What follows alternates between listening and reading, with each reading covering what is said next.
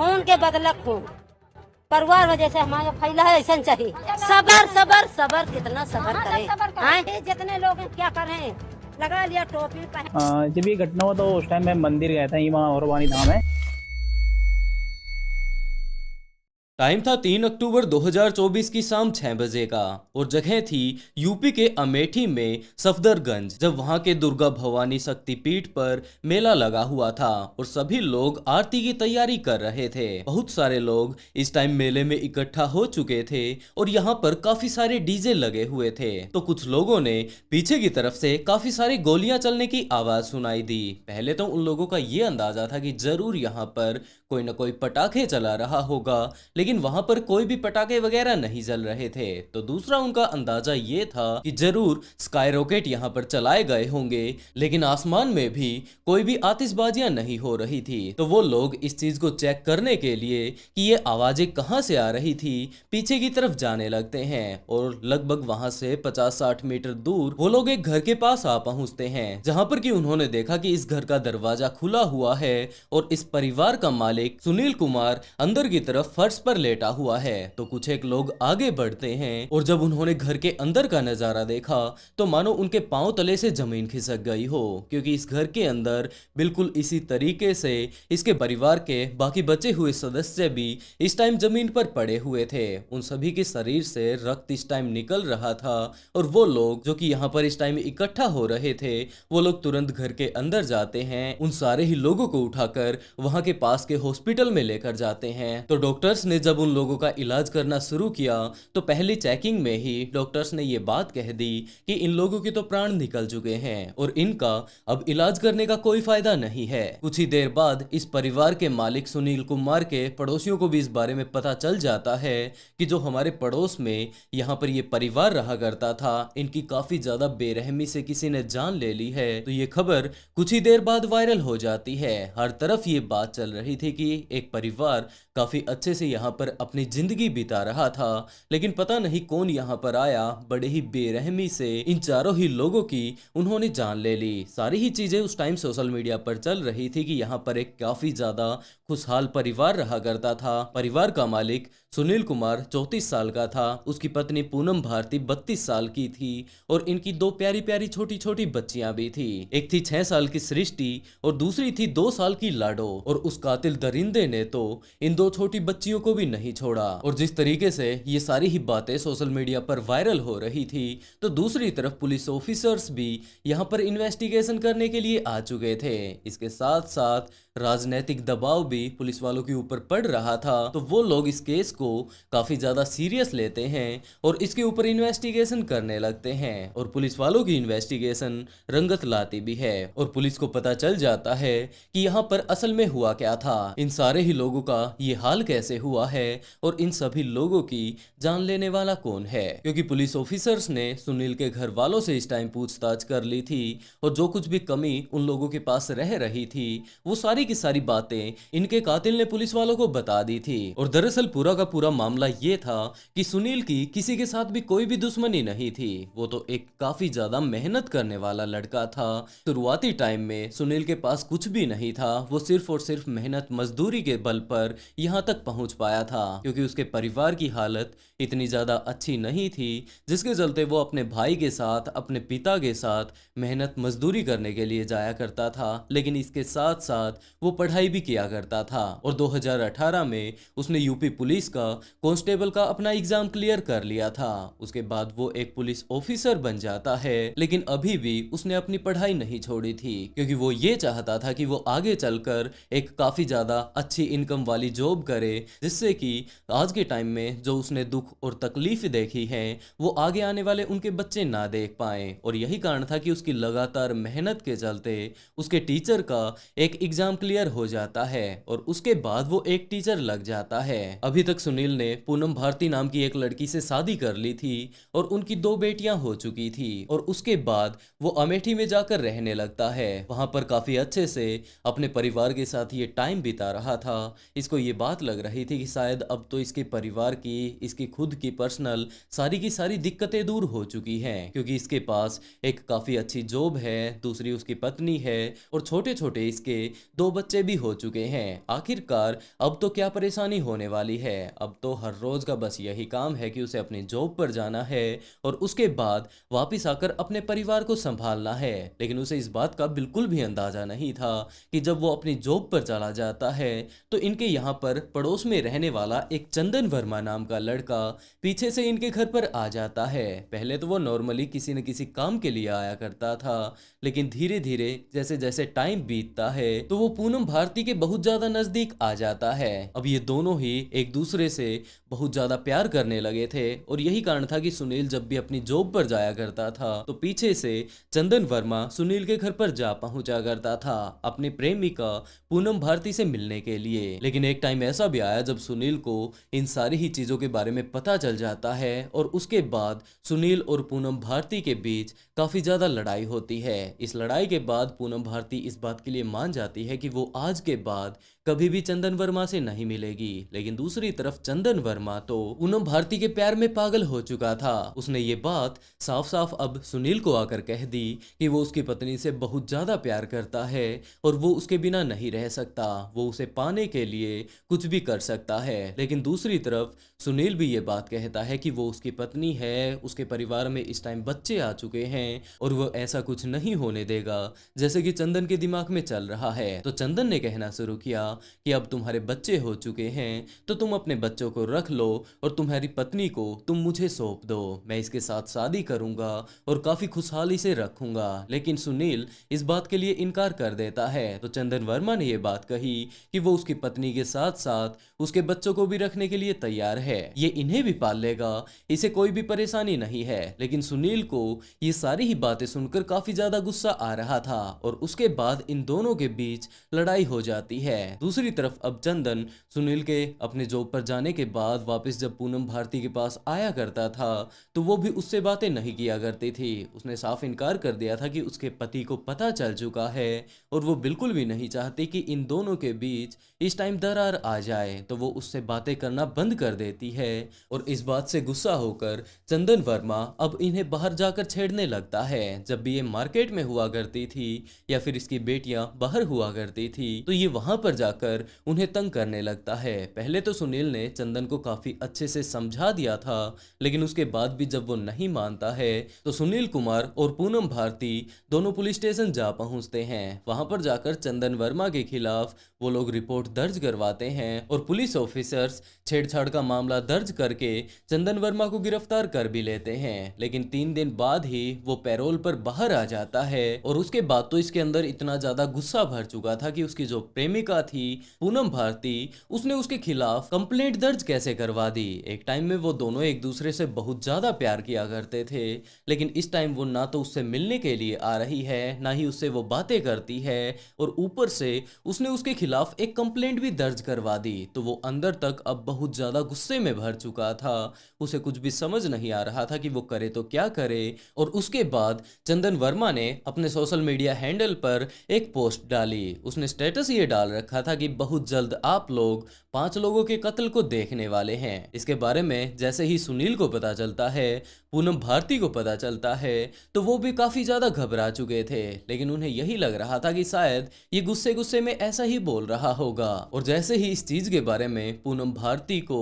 और सुनील को पता चलता है तो घबरा तो वो भी जाते हैं, लेकिन वो लोग भी इसे हल्के में ले लेते हैं। और उसके बाद टाइम आता है 3 अक्टूबर 2024 का, जब चंदन वर्मा अपनी बुलेट बाइक को उठाता है और उसके बाद उसी जगह पर जा पहुंचता है जहां पर कि इस टाइम सुनील अपने परिवार के साथ रहा करता था। और सुनील के घर से करीबन 150 मीटर दूर चंदन वर्मा का एक दोस्त रहा करता था। तो उसने वहां पर अपनी बाइक को खड़ा किया उसके घर पर और उसके बाद पैदल पैदल वो सुनील के घर पर आ पहुंचता है। यहाँ पर आकर उसने उसके दरवाजे को नॉक किया और जैसे ही सुनील कुमार ने आकर दरवाजा खोला तो चंदन वर्मा ने अपने पास से एक गन गन निकाली और सुनील कुमार के ऊपर तानते हुए उसके ऊपर 3 गोलियां चला दी, जिनमें से एक गोली से तो सुनील कुमार बच जाता है, लेकिन बाकी 2 गोलियां उसके सीने में जा लगती हैं। इस टाइम सुनील का पूरा ही परिवार घर पर मौजूद था, तो उसने सामने ही देखा कि पूनम भारती भी खड़ी हुई है, तो उसने 3 गोलियां उसके ऊपर भी चलाना शुरू कर दिया और तीनों की तीनों गोलियां पूनम भारती को जाकर लग जाती हैं। इस टाइम उनकी छोटी बेटी लाडो वहीं आंगन में खेल रही थी, तो उसने उस छोटी बच्ची का भी परहेज नहीं किया, जबकि उसे भी गोली मार दी। इस टाइम इन सारे ही हरकतों को देखते हुए सृष्टि भी वहीं पर मौजूद थी, तो वो अपने आप को बचाने के लिए सीढ़ियों की तरफ भागने लगती है, लेकिन पीछे से एक गोली और चलाई जाती है जो कि सीधी जाकर सृष्टि को लगती है और सृष्टि ने भी वहीं पर अपनी जान गंवा दी। ये सारा ही कांड यहाँ पर जैसे ही हो चुका था, तो एक गोली और चलाई जाती है और वो गोली चंदन वर्मा ने खुद के ऊपर चलाई थी, लेकिन इतनी हिम्मत उसकी नहीं थी कि वो अपने आप को अच्छे से मार पाता, और यही कारण था कि उसकी ये वाली गोली मिस हो जाती है। और यही वो टाइम था जब दूसरी तरफ बाहर मंदिर में मेला लगा हुआ था, लोग पूजा की तैयारी कर रहे थे, और उसी टाइम उन्होंने ये बात सोची कि शायद यहाँ पर कोई ना कोई पटाखे जला रहा होगा। ऊपर भी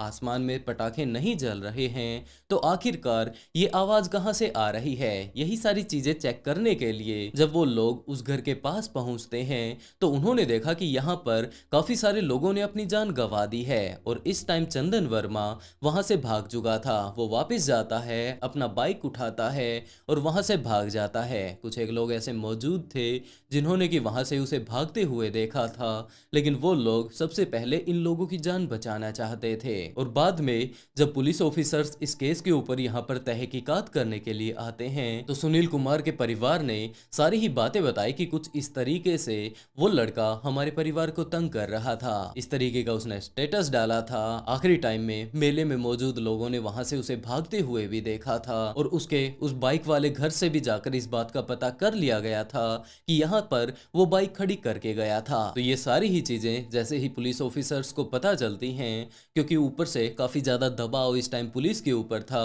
तो ज्यादा टाइम चंदन वर्मा को पकड़ने में नहीं लगता है और उसे पकड़कर पुलिस वाले अपने साथ लेकर जाने लगते हैं। लेकिन इस टाइम भी चंदन वर्मा भागने की कोशिश करता है, और जो पुलिस ऑफिसर्स थे उनकी गन छीनकर वहां से जब वो भागने की कोशिश कर रहा था, तो जवाबी फायरिंग में पुलिस ऑफिसर्स उसके पैर पर गोली चला देते हैं। उसके बाद वो नहीं भाग पाया और पुलिस वाले उसे अपने कब्जे में ले लेते हैं। अभी भी पुलिस ऑफिसर्स इससे पूछताछ कर रहे हैं और अभी भी इसके ऊपर केस चल रहा है। वैसे दोस्तों, आप लोगों को क्या लगता है कि चंदन वर्मा को क्या सजा मिलनी चाहिए? उसने एक पूरे के पूरे परिवार को निपटा दिया, ये नहीं देखा कि उसके सामने कोई आदमी आ रहा है, कोई लेडीज आ रही है, या फिर वहां पर 2 छोटे छोटे बच्चों को भी उसने नहीं बख्शा था। इस तरीके के दरिंदे को आखिरकार क्या सजा मिलनी चाहिए? आप लोग इस केस के बारे में क्या सोचते हैं? अपनी राय कमेंट बॉक्स में जरूर बताइएगा। और इस केस से रिलेटेड अगर कोई चीज मैं ना बता पाया हूं और आप लोग उस घटना के बारे में जानते हो,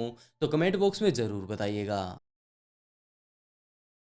टाइम था 18 जुलाई 2022 का, जब एक लड़का और लड़की बाइक से राजस्थान के एक गांव से जोधपुर की तरफ जा रहे थे कि तभी एक तेज रफ्तार एसयूवी उनकी तरफ आती है और बाइक से टकरा जाती है। ये टक्कर इतनी ज्यादा भयंकर थी कि ये एक्सीडेंट के बाद बाइक वहां से करीबन 50 से 60 मीटर दूर जा गिरती है। सुबह के करीबन 9 बजे के आसपास का टाइम हो चुका था, तो इनके अलावा काफी सारी गाड़ियां और भी यहाँ पर चल रही थी। और इस एक्सीडेंट को देखते ही वो लोग इन लोगों के पास आ पहुंचते हैं, इसे संभालने लगते हैं कि ये दोनों ही काफी ज्यादा गंभीर इस टाइम हालत में हैं। तो वो लोग जैसे ही उन्हें उठाकर हॉस्पिटल की तरफ ले जाने की कोशिश करते हैं, तो उन्होंने देखा कि जो एसयूवी इनसे टकराई थी वो दूसरी तरफ इस टाइम सड़क से नीचे उतर चुकी थी। लेकिन जैसे ही वो सड़क पर चढ़ती है, तो वो तेज रफ्तार जिस तरीके से इनसे टकराई थी, इतनी ही तेजी से यहाँ से भाग जाती है। जितना जल्दी हो सका उन दोनों को ही हॉस्पिटल भेजा जाता है,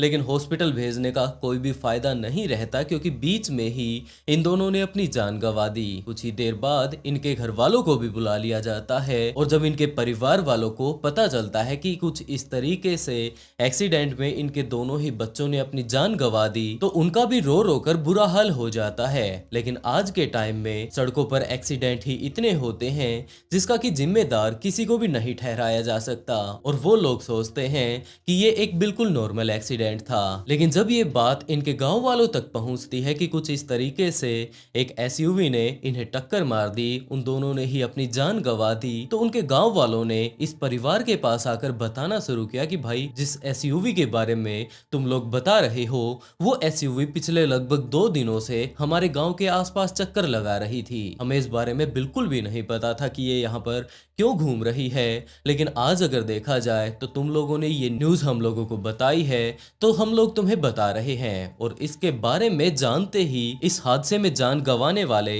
रमेश पटेल के भाई अशोक ने पुलिस में जाकर कंप्लेंट कर दी कि जनाब उस दिन जो वो एक्सीडेंट हुआ था वो कोई नॉर्मल एक्सीडेंट नहीं, जबकि उसे शक है कि उसके भाई की जरूर हत्या की गई है। कुछ ही देर बाद पुलिस वाले इनके घर पर आ पहुंचते हैं और उसके बारे में जानने की कोशिश करते हैं कि असल में वहां पर हुआ क्या था। क्या आपके भाई की किसी के साथ दुश्मनी थी या फिर आपकी बहन की किसी के साथ रंजिश रही हो। तो रमेश पटेल जिसने कि इस हादसे में अपनी जान गंवाई थी, उसके छोटे भाई अशोक ने पुलिस वालों को बताना शुरू किया कि जनाब मेरा भाई रमेश पटेल इस टाइम वीडियो लगा हुआ था और उसके साथ जो दूसरी लड़की थी वो उसकी मौसेरी बहन थी जिसकी की पटवारी की जॉब लग चुकी थी। और जिस दिन वो एक्सीडेंट हुआ उसका भाई रमेश पटेल उनकी मौसेरी बहन कविता को जॉब पर ज्वाइन करवाने के लिए लेकर जा रहा था और बीच में ही ये हादसा हो जाता है। तो पुलिस वालों ने पूछा कि क्या आप लोगों को किसी के ऊपर शक है, तो अशोक ने कहा कि हाँ जनाब, एक व्यक्ति ऐसा मौजूद है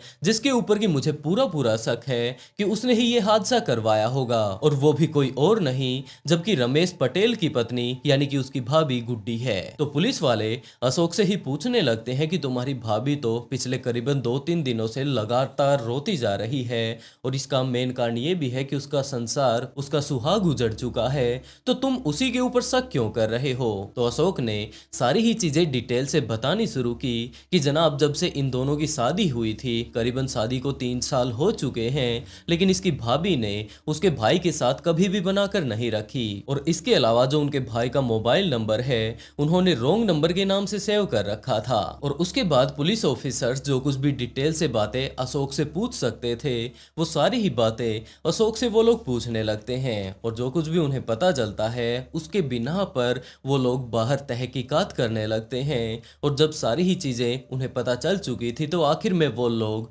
गुड्डी को गिरफ्तार कर लेते हैं और गुड्डी को ले जाकर जब उससे पूछताछ की जाती है तो एक काफी ज्यादा खौफनाक कहानी सामने आती है। गुड्डी ने बताया कि जनाब ये सारा का सारा कांड तो मेनली यहाँ पर हमारे होने वाली एक प्रथा के कारण घटा था। तो पुलिस वाले पूछने लगते हैं कि आप उस प्रथा के बारे में हमें बता दीजिए। और उसके बाद गुड्डी ने बताया कि हमारे यहाँ पर किसी की शादी करवाई जाती है और किसी लड़की को दूसरे घर पर भेजा जाता है, दूसरे परिवार में भेजा जाता है, तो वहां से एक लड़का ले लिया जाता है, यानी कि वहां से एक लड़की की शादी होगी, यहाँ से एक लड़की की शादी होगी, उनके घर बहू जाएगी और हमारे यहाँ पर भी एक बहू आएगी, उनकी बेटी हमारे यहाँ पर और हमारी बेटी उनके यहाँ पर। और ये सिलसिला कुछ इस तरीके से शुरू हुआ कि कुछ ही दिन पहले जब इन लोगों की शादी होने वाली थी तो गुड्डी के सगे भाई की शादी रमेश पटेल की भांजी के साथ करवा दी जाती है। एक तरफ तो रमेश और गुड्डी का रिश्ता तय हो चुका था और दूसरी तरफ गुड्डी और रमेश पटेल की भांजी का। लेकिन इस टाइम गुड्डी शंकर नाम के एक लड़के से प्यार किया करती थी। वो अपने घर वालों को मना भी नहीं कर सकती थी कि वो ये शादी नहीं करना चाहती, क्योंकि अगर वो मना करती है तो उसके भाई का रिश्ता टूट जाएगा और वो ऐसा बिल्कुल भी नहीं चाहती थी, जिसके चलते वो रमेश से शादी करने के लिए तैयार हो जाती है, जो कि इस टाइम वीडियो लगा हुआ था। शादी के बाद गुड्डी अपने ससुराल में आकर रहने भी लगती है, लेकिन वो कभी भी रमेश को अपना पति नहीं मानती है। वो हमेशा उससे दूर रहा करती थी, उससे कभी भी बातें नहीं किया करती थी, क्योंकि अभी भी वो मन ही मन शंकर से प्यार किया करती थी। काफी बार वो शंकर से बातें किया करती थी और ये बात कहा करती थी कि भले ही आज उसकी शादी हो चुकी हो लेकिन अभी भी वो शंकर से ही प्यार करती है। धीरे धीरे कर ये मामला इनके घर वालों को भी पता चलने लगता है। अशोक को पता चल चुका था, रमेश को पता चल चुका था, लेकिन गुड्डी दूसरी तरफ रमेश को तलाक भी नहीं देना चाहती थी, क्योंकि उसके दिमाग में ये सारी बातें चल रही थी कि अगर वो रमेश को तलाक दे देती है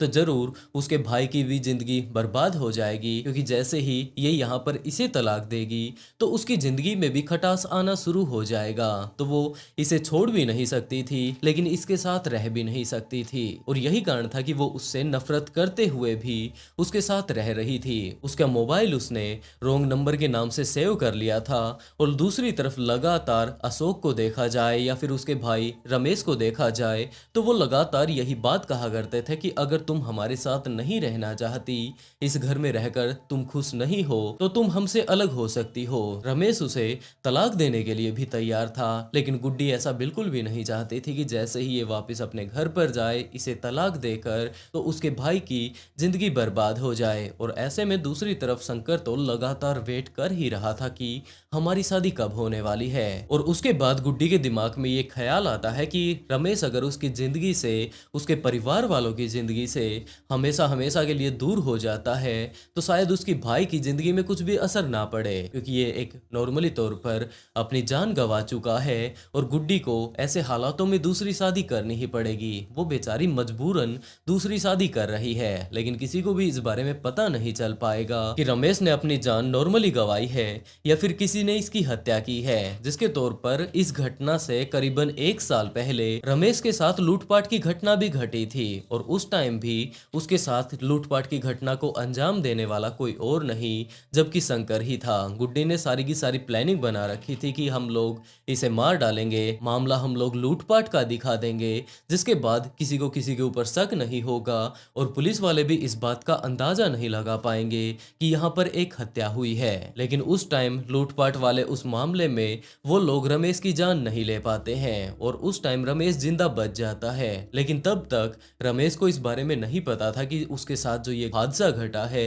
इसके पीछे कोई और नहीं जबकि उसकी पत्नी और उसका प्रेमी ही है। वो सारी की सारी घटनाएं समय के साथ भुला दी जाती हैं और उसके बाद टाइम आता है 15 जुलाई 2022 का, जब शंकर दोबारा से गुड्डी के पास कॉल करता है और उसने ये बात कही कि उसने दिल्ली से एक पुरानी एसयूवी ली है, वो उसके पति को उड़ाने के लिए तैयार है, वो बस इतना बता दे कि उसका पति घर से बाहर किस टाइम जाता है। और ये वही टाइम था जब कविता अपने भाई रमेश पटेल के घर पर आई हुई थी, क्योंकि अगले दिन उसे अपनी पटवारी वाली जॉब को ज्वाइन करने के लिए जाना था। पहले तो कविता ये बात कहती है कि वो बस में चली जाएगी, लेकिन रमेश ने मना कर दिया कि उसका भाई अभी भी यहीं पर है तो वो उसे ज्वाइन करवा आएगा और जितने भी सरकारी काम हैं वो पिछले काफी दिनों से करता आ रहा है, तो उन्हें इन सारी ही चीजों के बारे में काफी अच्छे से पता है। और दूसरी तरफ तो शंकर लगातार इनके गांव के आसपास उस एसयूवी को लेकर घूम रहा था कि कहीं पर भी अगर उसे रमेश दिखाई देता है तो वो उसे वहीं पर उड़ा देगा। और जैसे ही 18 तारीख की सुबह सुबह रमेश और कविता बाइक से निकलते हैं तो गुड्डी ने शंकर के पास कॉल कर दिया। उसने बताया कि इस तरीके से वो अपनी बहन को लेकर जोधपुर की तरफ जा रहा है और तुम्हें उसे टक्कर मारनी है। तो शंकर सोचने लगता है कि मैं तो सिर्फ और सिर्फ रमेश को उड़ाने वाला था, अब इसकी बहन साथ में आ गई है तो इतना मौका तो रमेश मुझे देने से रहा कि वो अपनी बहन को साइड में उतार दे और उसके बाद वो बाइक लेकर मेरी तरफ आए और उसे मैं टक्कर मार दूं। तो ऐसा तो होने से रहा, जिसके चलते उसे सिर्फ रमेश को नहीं जबकि उसकी बहन को भी साथ ही टक्कर मारनी होगी। ये सारी ही बातें शंकर और गुड्डी जब आपस में फोन पर किया करते थे तो ये सारी ही कॉल डिटेल भी पुलिस वाले निकाल लेते हैं और उसके बाद गुड्डी को गिरफ्तार कर लिया जाता है। शंकर पहले तो वहां से भाग जाता है, अगले 2-3 दिनों तक वो पुलिस वालों के हाथ नहीं लगता है, लेकिन उसके बाद शंकर को भी पकड़ लिया जाता है। शंकर इस घटना में अकेला नहीं था जबकि उसके साथ उसके 2 साथी और भी मिले हुए थे और उन सभी को पकड़कर बाद में कोर्ट में पेश किया जाता है। 3 संदिग्ध लोग हमने डिटेन करके और उनसे गहनता से पूछताछ कर और कल रात्रि में उनको गिरफ्तार किया। तीनों आरोपियों में रमेश माली, सोहन पटेल और राकेश सुथार। ये रमेश माली है, रमेश माली वक्त वाका चालक था जिसने गाड़ी चढ़ाई और हत्या करी, हत्या को अंजाम दिया। सोहन पटेल और राकेश सुथार अभी तक की जानकारी के अनुसार राकेश सुथार के नाम का वो वाहन है जिसने ये वाहन अपने नाम से दिल्ली से परचेज करना कहीं से बता रहा है, उसकी तस्दीक अनुसंधान किया जा रहा है। और सोहन पटेल और साथ में शंकर पटेल है, शंकर पटेल, ये चारों की चौकड़ी ने आपस में लगभग 1 महीने पहले कोई षड्यंत्र रच के और इस चीज़ को, साजिश को अंजाम दिया है हत्या तक का। शंकर पटेल की तलाश सरगर्मी से जारी है, अलग अलग टीमें लगी हुई है, दबिशें दी जा रही है। शंकर पटेल इसमें मुख्य मास्टरमाइंड अभी तक के पूछताछ और अनुसंधान से ये सामने आ रहा है। वैसे ये घटना बहुत ज्यादा दिल दहला देने वाली है कि एक तरफ तो गुड्डी अपने पति को मारने की तैयारी कर रही थी और वहीं दूसरी तरफ वो ऐसा भी नहीं चाहती थी कि उसके भाई के परिवार पर किसी भी तरीके की आंच आए। वो नहीं चाहती थी कि उसकी भाभी उसके भाई के घर को छोड़कर चली जाए और बाद में उसके भाई को किसी भी तरीके की परेशानी उठानी पड़े। और दूसरी तरफ वो अपने पति को जान से मारने की तैयारी कर रही थी। आखिरकार ये किस तरीके का रिश्ता हुआ? अगर वो रमेश के साथ रहना नहीं चाहती थी तो वो उसे नॉर्मली कह सकती थी। शादी से पहले भी वो बता सकती थी कि उसकी मजबूरी है, वो किसी और से प्यार करती है और वो इससे शादी नहीं कर सकती। शादी के बाद इतने ज्यादा बेरहमी से अपने पति को मरवाने की क्या जरूरत थी? उसने भी बेचारे ने क्या क्या अपने सपने देखे होंगे कि उसकी वाइफ होगी, वो कितने प्यार से अपने परिवार को आगे बढ़ाएगा, जिसके लिए वो काफी ज्यादा मेहनत करता है। बाद में बीडीओ की उसे जॉब भी मिल जाती है, लेकिन जॉब तो मिल चुकी थी, लेकिन पत्नी उसे ऐसी नहीं मिली जैसा कि वो सोच रहा था। टाइम था 8 जून 2022 का, जब कर्नाटक के मैसूर के मांड्या में एक व्यक्ति बाजार की तरफ जा रहा था कि इसी टाइम उसने देखा कि यहाँ पास में जो नदी बहती है, यहाँ पर नदी के किनारे कोई लेटा हुआ है और उसका जो लेटने का तरीका है वो काफ़ी ज़्यादा अजीब है, जिसके चलते वो वैसे ही नॉर्मली उसे देखने के लिए वहाँ पर जा पहुँचता है। और वहाँ पर जाकर उसने देखा कि ये कोई लेटा हुआ व्यक्ति नहीं, जबकि एक डेड बॉडी है। और डेड बॉडी भी इतने ज़्यादा बुरे हालत में कि उसके ऊपर का हिस्सा तो है ही नहीं, पेट से ऊपर का, बस नीचे के मानो पैर पैर ही यहाँ पर बचे हों। और इस महिला की ऐसी हालत देखकर वो व्यक्ति बहुत ज्यादा घबरा जाता है, जिसके पास वहां आसपास में जितने भी लोग मौजूद थे उनके पास वो चीखता चिल्लाता हुआ भाग कर जाता है और वहां पर जाकर सारी की सारी बातें बताता है। वो लोग भी इसके पीछे पीछे वहीं पर आ पहुंचते हैं जहां पर कि इसने ये सारी चीजें देखने का दावा किया था। और उन लोगों ने आकर जब ऐसी हालत में उस महिला को देखा तो उन लोगों ने तुरंत पुलिस वालों के पास कॉल कर दिया। पुलिस ऑफिसर्स यहाँ पर आ पहुंचते हैं और उसके बाद इस महिला की बॉडी को, जो भी आधी कटी फटी इन्हें मिली थी, उसे अपने कब्जे में ले लिया। और उसके अलावा यहाँ आसपास में नदी के किनारों पर ही छानबीन करना शुरू कर दिया कि इस महिला की आधी बॉडी तो मिल चुकी है, लेकिन इसका बाकी शरीर कहाँ पर है। तो पुलिस ऑफिसर्स लगभग अगले 5-6 घंटों तक वहां पर तहकीकात करते हैं, लेकिन इस बॉडी के बाकी हिस्से वहां पर नहीं मिले। तो पुलिस ऑफिसर्स इस बॉडी के कपड़े वगैरह बरामद कर लेने के बाद इस बॉडी को पोस्टमार्टम के लिए भेज देते हैं। लेकिन उसके बाद जो पुलिस ऑफिसर्स के लिए मेन चुनौती थी वो ये थी कि ना तो इसके पास इसके फिंगरप्रिंट हैं, ना ही इस महिला के पास खुद का चेहरा है। सिर्फ इतना ही पता चल पाया है कि ये डेड बॉडी एक महिला की है। तो पुलिस उस बॉडी को पोस्टमार्टम के लिए भेज देती है। लेकिन इस घटना को बीते हुए अभी सिर्फ और सिर्फ 3 से 4 दिन ही हुए होंगे कि दोबारा से पुलिस के पास एक कॉल आता है और उसमें भी यही बात कही जाती है कि जनाब नदी के किनारे एक डेड बॉडी मिली है और वो डेड बॉडी पूरी नहीं है, जबकि इसे काफी ज्यादा बेरहमी से काट दिया गया है और आधा हिस्सा बॉडी का यहाँ पर मौजूद है। तो पुलिस ऑफिसर्स को पहले तो यही लग रहा था कि इस महिला को काट कर पहले तो शायद हो सकता है आधा यहाँ पर डाल दिया गया होगा और बाकी हिस्सा इसका कहीं और डाल दिया गया होगा। और अब जो ये कॉल आया है, किसी बंदे ने हमें ये बताया है, उसने इसका बाकी आधा हिस्सा ढूंढ लिया होगा। तो पुलिस ऑफिसर्स वहीं पर जा पहुंचते हैं, लेकिन वहां पर जाने के बाद ऑफिसर्स को पता चलता है कि ये पूरा हिस्सा नहीं, जबकि यहाँ पर किसी और महिला को मारा गया है और इसे मारने का तरीका बिल्कुल उसी महिला जैसा है। इसके सिर्फ और सिर्फ नीचे का हिस्सा इस टाइम छोड़ा गया है, ऊपर के हिस्से की अगर बात की जाए तो वो अभी भी गायब है। पुलिस ऑफिसर्स वहां पर भी काफी देर तक तहकीकात करते हैं, लेकिन उन्हें उसकी बॉडी का बाकी हिस्सा नहीं मिला। और जो वो पहले वाली बॉडी मिली थी वहां से ये बॉडी करीबन 25 किलोमीटर दूर मिली थी। तो अब पुलिस ऑफिसर्स इस बात का अंदाजा लगाने लगते हैं कि जरूर कोई ना कोई यहाँ पर सीरियल किलर घूम रहा होगा और वो लगातार महिलाओं को कुछ इस तरीके से अपना शिकार बना रहा है और जल्द से जल्द उसे अगर नहीं पकड़ लिया जाता है तो हो सकता है इसी तरीके के काफी सारे और भी केसेस हमें देखने को मिले, जिसके चलते कर्नाटक पुलिस ने 9 पुलिस की टीमें बनाई और इस केस के ऊपर वो लोग तहकीकात करने भी लगते हैं। सबसे पहले उन लोगों ने इन बॉडी की ही शिनाख्त करनी शुरू की कि हो सकता है अगर हम लोगों को ये बात पता चल जाए कि ये डेड बॉडी किसकी है तो हम लोग उस कातिल को भी पकड़ लेंगे। जिसके तौर पर पुलिस वालों ने ढूंढना शुरू किया उन महिलाओं को जो कि पिछले काफी दिनों से गायब है। सारी की सारी जब रिपोर्ट तैयार कर ली जाती है तो पुलिस ऑफिसर्स को पता चलता है कि अभी तक करीबन 1100 महिलाएं गायब हो चुकी हैं। लेकिन जब इनकी शिनाख्त करनी शुरू की जाती है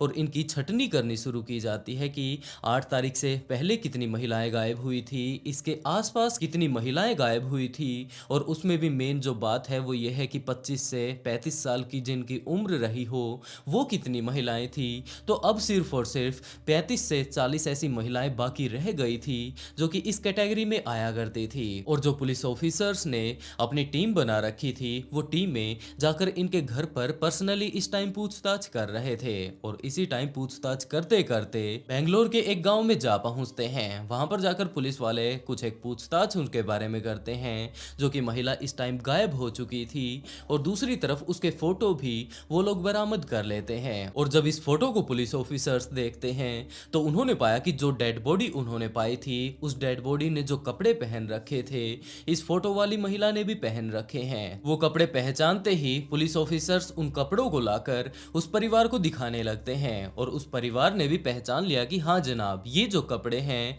हमारे परिवार की उस महिला के ही हैं। तो पुलिस ऑफिसर्स उस महिला के बारे में उसके परिवार वालों से जो कुछ भी जान सकते थे वो सारी ही चीजें वो लोग जानने की कोशिश करते हैं। वो लोग उससे उसका मोबाइल नंबर ले लेते हैं, इसके अलावा उसके फोन के बारे में भी पूछने लगते हैं। लेकिन उसके परिवार वालों ने कहा कि जब से वो गायब हुई है उसके मोबाइल के बारे में भी हमें नहीं पता। लेकिन जैसे ही पुलिस ऑफिसर्स को उसका नंबर मिलता है तो वो लोग उसकी सारी की सारी कॉल डिटेल निकालने लगते हैं और पता लगाने लगते हैं कि आखिरी टाइम में ये महिला कहां पर थी। इसके अलावा आखिरी बार इसने किस किस से बातें की थी। तो पुलिस ऑफिसर्स ने पाया कि जिन भी लोगों से ये बातें कर रही थी उन सभी को इसके परिवार वाले काफी अच्छे से जानते हैं। लेकिन अभी भी एक नंबर ऐसा मौजूद है जिसे कि ना तो इसके घर वाले जानते हैं और ना ही इसके कोई जान पहचान वाला, इसकी फ्रेंड वगैरह हुई जो कि इसके साथ काम करती हैं कि शायद उसे वो ही जानती हो। और जो ये एक अननोन नंबर था ये था टी सिद्धलिंगप्पा का। पुलिस वाले इस टाइम उस दूसरी महिला की भी शिनाख्त कर रहे थे। उसके घर वालों के पास जाकर उसका जब मोबाइल लिया जाता है और उसके बारे में जब डिटेल निकाली जाती है, उसके मोबाइल को चेक किया जाता है तो उसके मोबाइल पर भी इसी के द्वारा कॉल किया गया था। तो पुलिस ऑफिसर्स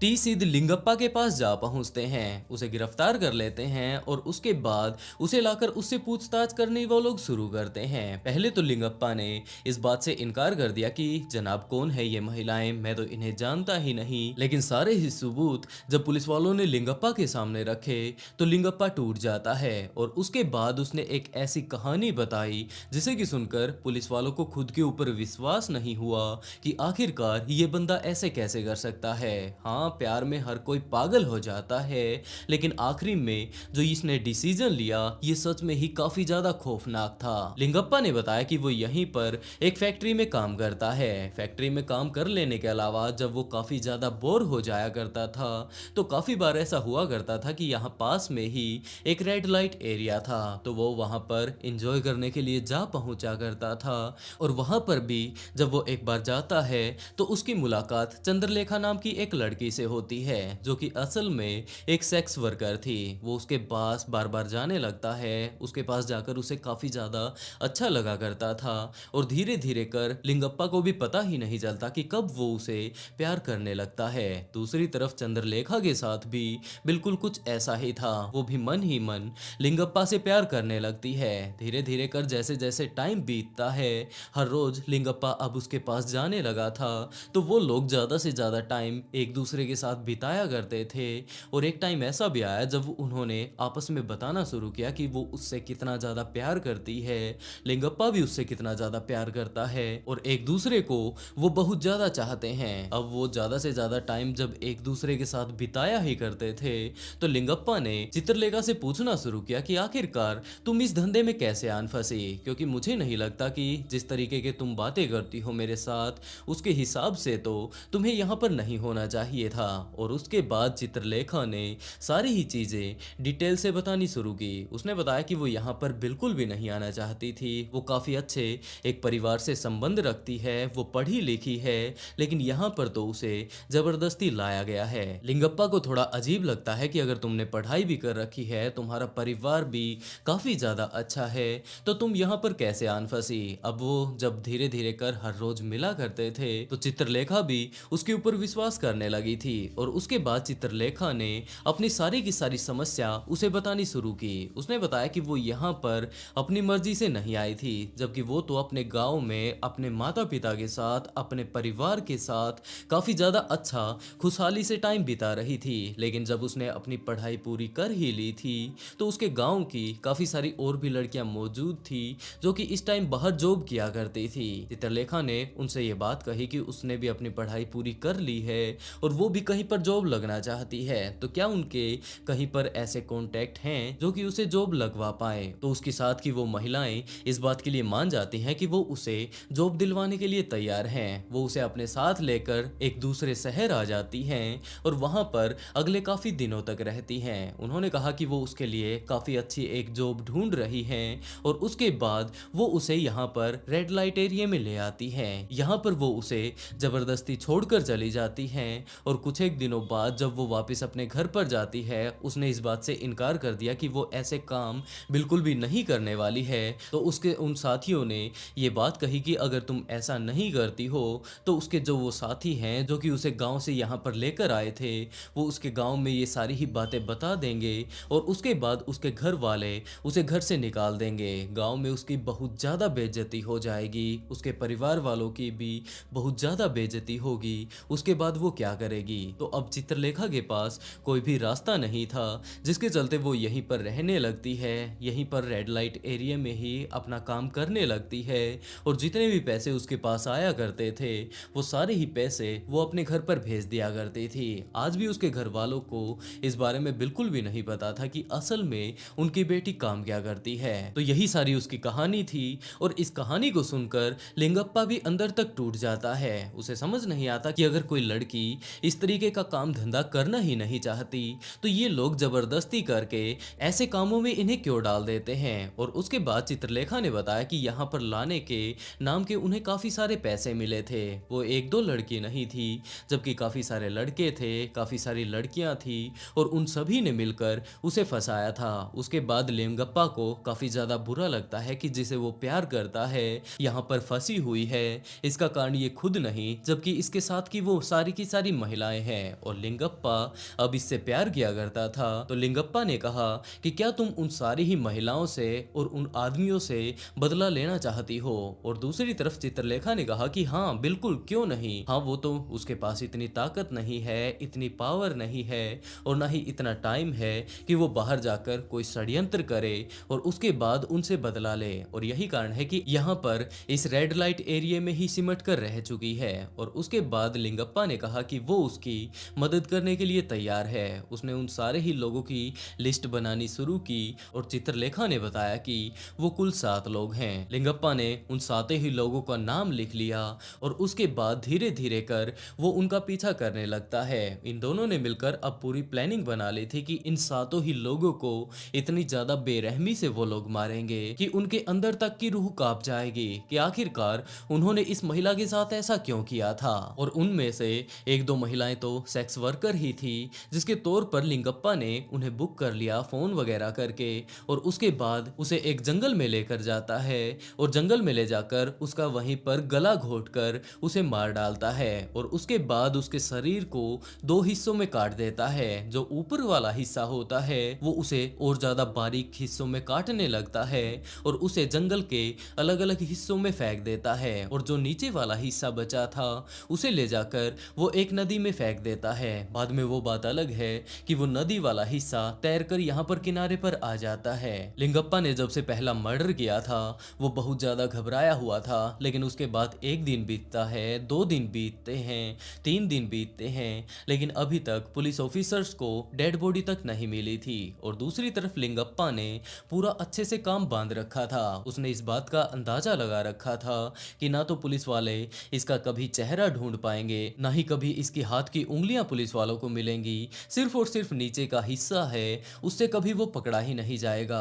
क्योंकि वो काफी सारे क्राइम शो देखा करता था, क्राइम पेट्रोल वो देखा करता था और उसी से ये सारे के सारे उसने अंदाजे लगाए थे। उसके बाद वो चित्रलेखा के पास जाता है, उसे वो रेड लाइट एरिया से निकालता है और एक घर में जाकर वो लोग लिव इन में रहने लगते हैं। एक साथ वो रह रहे थे। अभी तक पिछला कत्ल किए हुए 3 से 4 दिन बीत चुके थे, जिसके बाद लिंगप्पा अपने दूसरे टारगेट की तरफ निकल पड़ता है। वो भी एक सेक्स वर्कर थी। वो उसे अपने घर पर लेकर आता है और यहाँ पर आने के बाद वो जो दूसरी महिला थी, जब वो चित्रलेखा से मिलती है तो आपस में बैठकर वो लोग बातें करने लगते हैं कि क्या ये तुम्हें भी यहाँ पर लेकर आया है, और तुम्हें अगर ले ही आया है तो उसने उसे क्यों बुलाया है। और उसके बाद चित्रलेखा ने सारी की सारी बातें उस महिला को बतानी शुरू की कि किस तरीके से तुमने इसे एक गलत धंधे में डाल दिया और आज के टाइम में वो इसका बदला ले रहा है। जब तक वो महिला कुछ कर पाती, पीछे से आकर लिंगप्पा उसका गला घोट देता है और उसे भी वहीं पर मार डालता है। उसके शरीर के वो लोग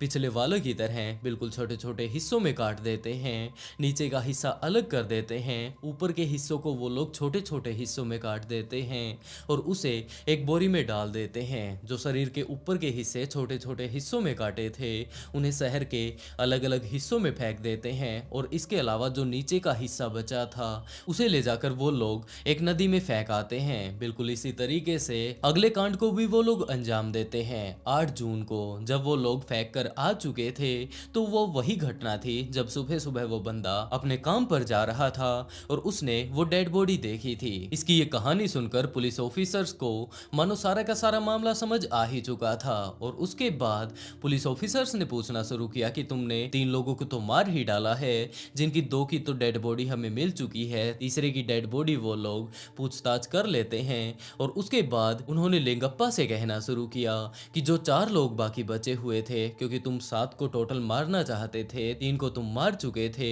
तो बाकी बचे हुए 4 लोग कौन थे। और उसके बाद लिंगप्पा ने बताना शुरू किया कि जनाब मैं 7 लोगों को नहीं जबकि 8 लोगों को मारना चाहता था। तो पुलिस ऑफिसर फिर से कंफ्यूज हो जाते हैं कि अब जो ये 8वां बंदा है आखिरकार ये कौन है। तो लिंगप्पा ने बताया कि जनाब मैंने अब तक 3 लोगों को मार डाला था, मैं बिल्कुल भी पकड़ा नहीं गया था, लेकिन मुझे इस बात का शक जरूर था कि जिससे मैं प्यार करता हूँ, जिसके लिए मैं ये सारे कांड कर रहा हूँ, जरूर वो बाहर जाकर किसी को कुछ ना कुछ बता देगी। आज नहीं तो कल हो सकता है इसके मुंह से कुछ निकल जाए। मैं तो एक सीरियल किलर इस टाइम बन चुका हूँ, मैं अपने बारे में किसी को कुछ भी नहीं बताऊंगा, लेकिन हो सकता है कल को ये गुस्से गुस्से में कि कुछ इस तरीके से कुछ एक लोगों ने इसके साथ इस तरीके से कांड किए थे और उसने उसके साथ कुछ ऐसा बदला लिया था अपने प्रेमी के साथ मिलकर, तो हो सकता है ये पकड़ा जाए। तो ये ऐसा बिल्कुल भी नहीं चाहता, जिसके तौर पर जो 8वां बंदा था वो खुद चित्रलेखा थी, जिससे कि लिंगप्पा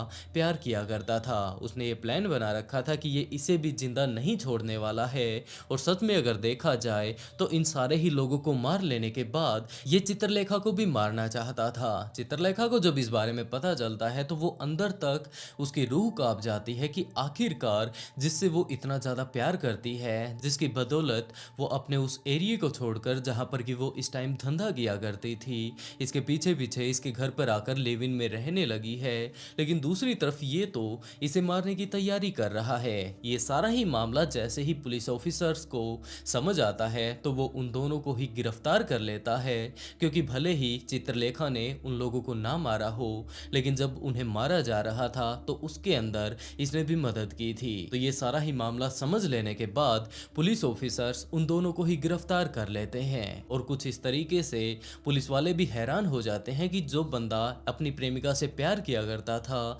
आखिर में वो अपने आप को बचाने के लिए इसे भी मारने के लिए तैयार हो जाता है। आखिरकार ये किस तरीके का प्यार है। और दोस्तों आप लोग इस केस के बारे में क्या सोचते हैं, जहां पर कि एक बंदा अपने प्रेमिका को, जो कि उसे न्याय दिलाने के बारे में उसे काफी सारे सपने दिखा रहा था, लेकिन आखिर में उसकी मौत का कारण भी वही बनने वाला था। हो सकता है 1 महीने तक पुलिस ऑफिसर्स उन लाशों को ढूंढते ढूंढते उनके घर पर ना जाते और बाद में कॉल रिकॉर्ड्स निकालकर लिंगप्पा के पास ना पहुंचते तो वो चित्रलेखा के साथ साथ 4 लोगों को और मार डालता।